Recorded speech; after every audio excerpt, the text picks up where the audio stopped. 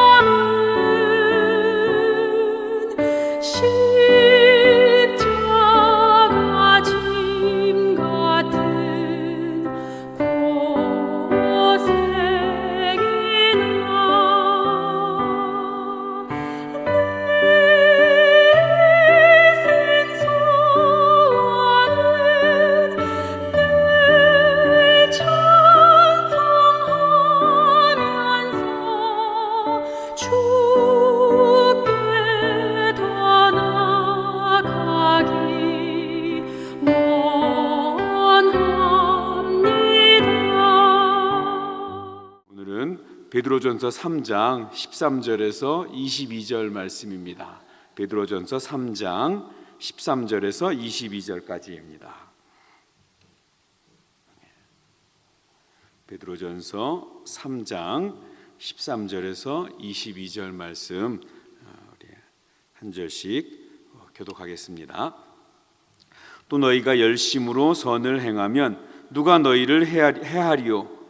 그러나 의를 행하며 구원을 받는 자는 복이 있나니 또 그리 이런 자를 두려워하지 말며 근심하지 말고 너희 마음에 그리스도를 주로 삼아 거룩하게 하고 너희 속에 있는 소망에 관한 이유를 묻는 자에게는 대답할 것을 항상 준비하되 온유와 두려움으로 하고 선을 가지라. 이는 그리스도 안에 있는 너희의 선행을 욕하는 자들로 그 비방하는 일에 부끄러움을 당하게 하려 함이라. 선을 행함으로 고난받는 것이 하나님의 뜻일진데 악을 행함으로 고난받는 것보다 나으니라. 그리스도께서도 단번에 죽음을 다 이런 자를 대신하셨으니 이는 우리를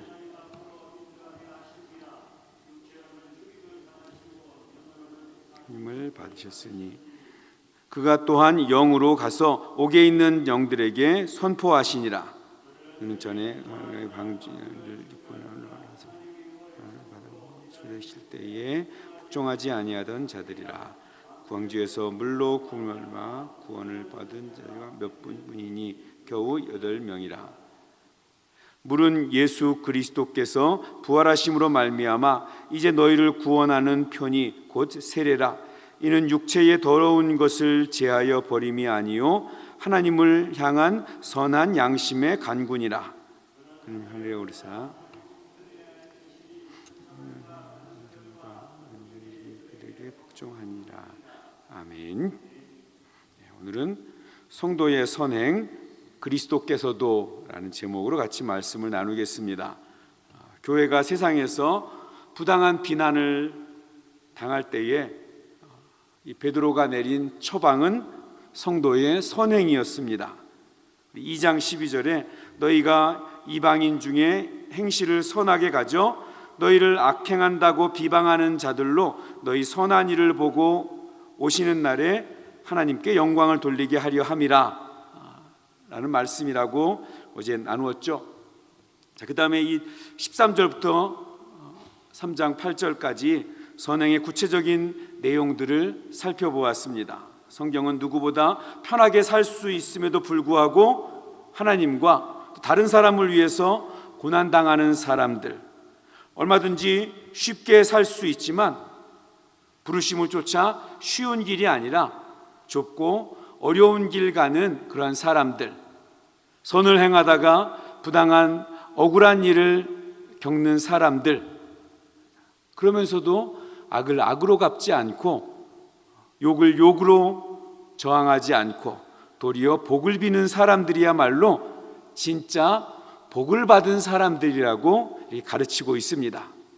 그리고 오늘 말씀 13절에 또 너희가 열심히 선을 행하면 누가 너희를 해하리요? 라고 하면서 다시 선을 강조하고 있습니다.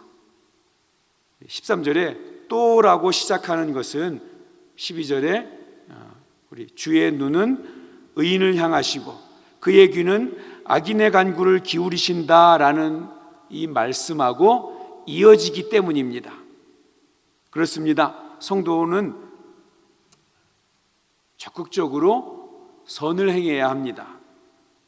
더군다나 세상이 교회를 향해서 악한 짓을 한다고 못됐다고 비방하는 그런 상황에서 더욱 그렇게 해서 그들의 비방을 잠재우고 우리가 믿는 복음을 증거할 수 있는 기회를 얻어야 합니다.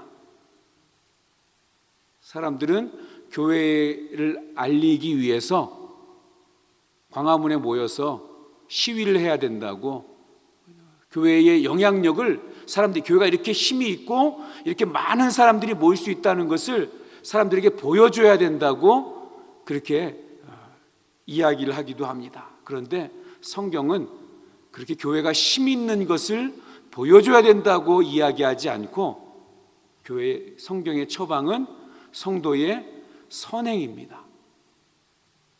그런데 이렇게 열심히 선을 행함에도 불구하고 비방이 중단되지 않고 계속 모함을 당하고 핍박을 당하고 어려움을 당할 수 있습니다.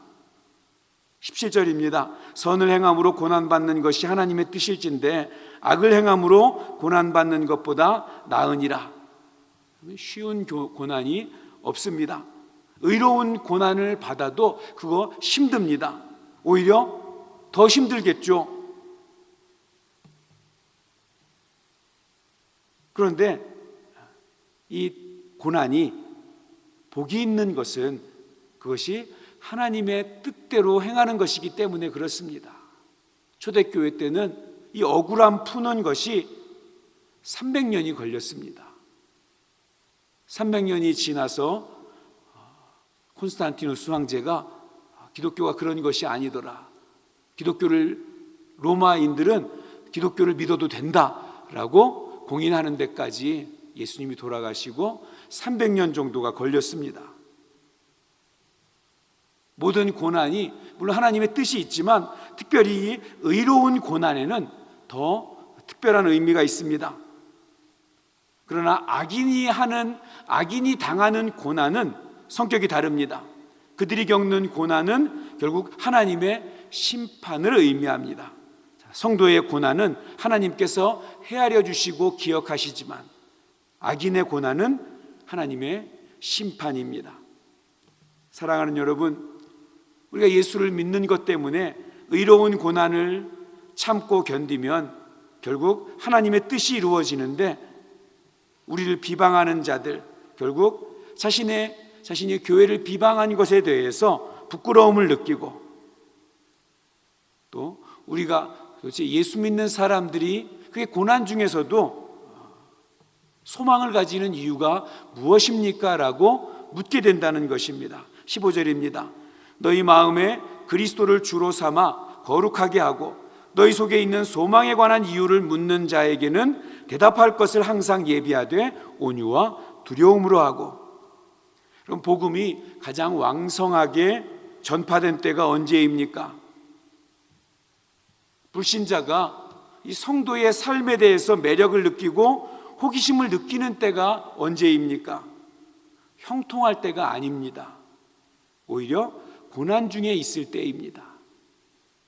제가 전에 말씀드렸죠. 군대에서 예수를 믿느니 내 주먹을 믿어라 라고 늘 말하고 다니는 고참이 있었는데, 어느 날 정로야 나도 교회 갈래 이렇게 갑자기 얘기하더라고요.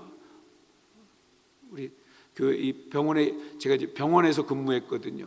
야전병원에서 근무했는데 모이슈류탄 크래커라 그러는데 폭발물을 손에 잡고 있다가 던져야 되는데 타이밍을 던지지 못해가지고 손에서 이게 터져서 손가락이 새끼손가락하고 엄지손가락만 남고 다 잘라진 오른손인데 그런 환자가 들어왔습니다. 근데 이 환자 얼마나 젊은데, 그래야 22, 23인데 얼마나 절망스럽습니까? 그런데 늘 모이면 찬양합시다. 그 엄지손가락 가지고 왼손은 있으니까 이거 가지고 기타를 쳐요. 그러면서 이 왼손으로 막 글씨 쓰는 연습을 해서 뭐 하십니까? 그랬더니 나는 유명한 사람이 될 텐데, 나는 큰 사람이 될 텐데 사인하는 거 연습합니다. 이런 모습 보면서 그 고참이, 전에는 예수 믿는 사람들은 의지가 약해서 그래서 뭔가 기댈 걸 찾아서 그래서 하나님 믿고 기대며 사는 의지가 약한 존재들이다라고 말하다가 예수 믿는 사람이야말로 정말 의지가 강하고 대단한 사람이다. 나도 교회 다녀야 되겠다. 이렇게 저한테 이야기하면서 그전에 그렇게 교회 다니자 그래도 안 다니다가 예수를 믿겠다고 결심을 한 것을 들었습니다. 여러분, 믿지 않는 사람들이 우리의 형통함을 보고 부자됨을 보고 나도 예수 믿어야 되겠다고 하는 게 아니라 그 어려움 가운데서도 소망으로 살아가는 모습을 보고, 아니 어떻게 그렇게 절망스럽고 고통스러운 상황 속에서 낙심하지 않고 오히려 감사하며 살 수 있습니까? 오히려 어떻게 그런 상황에서 더 선하게 살아가는 비결이 뭡니까? 어떻게 그렇게 살 수 있습니까? 라고 묻게 될 것이라고 오늘 성경이 이야기합니다. 그때 우리가 마음에 준비하고 있으라는 거예요. 내 안에, 내 마음속에 예수 그리스도가 계십니다. 예수 그리스도가 나에게 소망이기 때문에 이런 절망스러운 상황에서도 내가 감사하며 기뻐하며 살 수 있습니다 라고 대답할 준비를 하고 있으라는 것입니다. 18절입니다. 그리스도께서도 단번에 죄를 위하여 죽으사 의인으로서 불의한 자를 대신하셨으니 이는 우리를 하나님 앞으로 인도하려 하심이라. 사랑하는 여러분, 불의한 우리를 하나님께로 인도하기 위해서 예수님께서 십자가에서 의로운 죽음을 죽으시고 고난당하시고 죽으셨습니다. 그러나 그것이 끝이 아닙니다. 그분은 살아나셔서 22절의 말씀처럼 하늘에 오르셔서 하나님 우편에 앉아 계시고 그리고 천사와 권세들과 능력들을 다스리고 계십니다. 이것이 성경의 원리입니다. 왜 이 말을 기록해 놨습니까? 성도가 선을 행하다가 의로운 고난, 억울한 일 당할 수 있습니다. 그런데 그것이 하나님의 부르심이고 하나님의 뜻이고 진짜 복을 받는 일이라는 것을 설명하기 위해서 그렇습니다. 성도가 믿음으로 사는데 고난을 당합니다. 선을 행하는데 억울한 일 당합니다. 그런데 우리만 이 길 가는 것이 아니라 믿음의 주요 온전하게 하시는 이인 그리스도께서도 이 길을 가셨다는 것입니다. 그리고 하나님의 말씀에 순종해서 방주를 짓되 그 방주를 짓는 선한 일을 했는데도 불구하고 조롱과 고난을 받았지만 홍수 심판 속에서 구원을 받은 노아와 그의 가족들처럼 성도가 선을 행하다가 고난을 받는다고 할지라도 결국은 구원을 받게 되고 승리하게 되어 있다는 것입니다.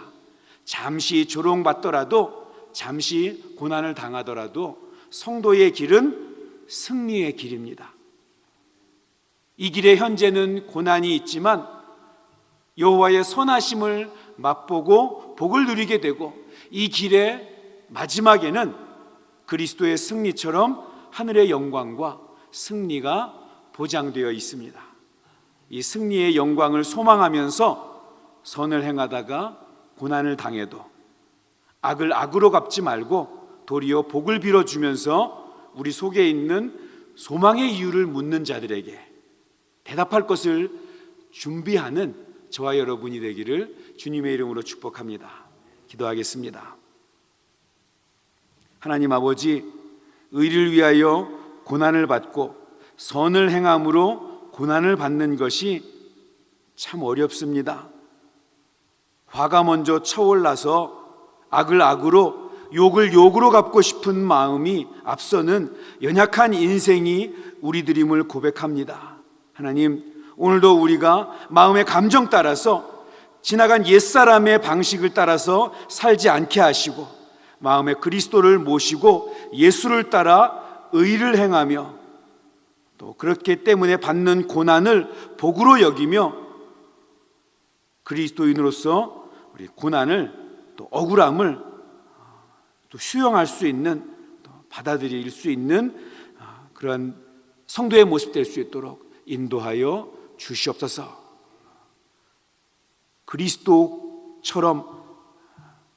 그리스도께서도 고난을 받으셨지만 승리하신 것처럼 우리도 예수를 믿다가 당하는 억울함을 그리스도를 생각하며 이길 수 있는 힘 주시옵소서. 예수님의 이름으로 기도하옵나이다. 아멘.